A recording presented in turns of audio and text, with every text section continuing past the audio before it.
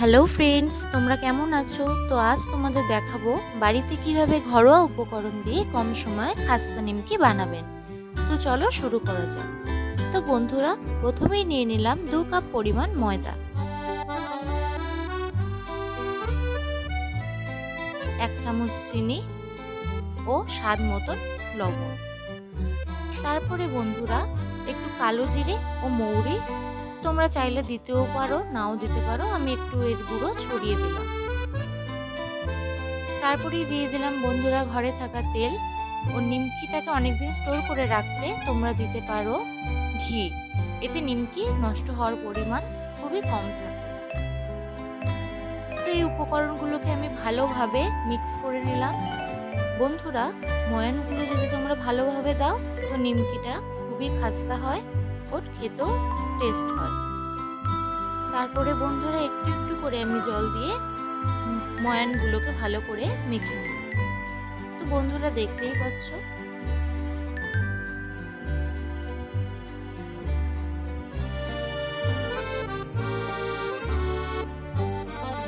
তো আমি ময়ানটাকে ভালো করে মেখে নিলাম।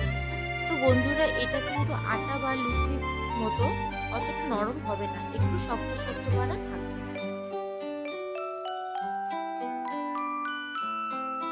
তো আমার মাখা কমপ্লিট। চলো আধ ঘন্টা পর আমি ফিরে আসছি তোমাদের কাছে। তো বন্ধুরা আধ ঘন্টা পর ফিরে আসলাম, দেখতেই পাচ্ছ।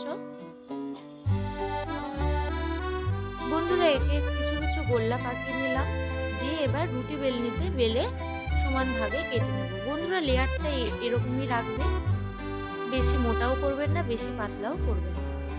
তো বন্ধুরা আমি এটাকে পিস পিস করে কেটে নিচ্ছি।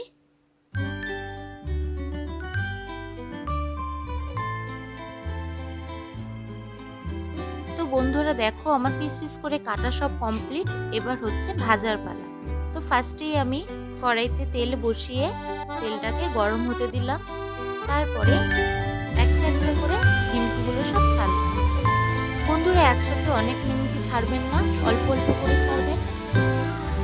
তো নিমকিটা বাদামি কালার আসলেই আমি নিমকিটাকে নামিয়ে নেব। আস্তে আস্তে এক একটা করে সব রকম নিমকি আমি ভেজে নিলাম। চলো তোমাকে নিমকিগুলো দেখিয়ে দিই। তো বন্ধুরা এই হলো আমার রেজাল্ট। তো অবশ্যই আমাকে কমেন্ট করে জানাবেন কেমন হলো। চলো তোমাদের শুনিয়ে দিচ্ছি। দেখতেই পাচ্ছ বন্ধুরা কতটা খাস্তা হয়েছে। তো নিমকির সাথে সাথে আমি কিছু ঘরে ছিল পাঁপড়, সেই পাঁপড়গুলো ভেজে দিলাম। তো আজকের ভিডিওটা এই পর্যন্ত বন্ধুরা। তো ভিডিওটা তোমাদের কেমন লাগলো অবশ্যই লাইক কমেন্ট করে জানাবেন ও সাবস্ক্রাইব করে দেবেন।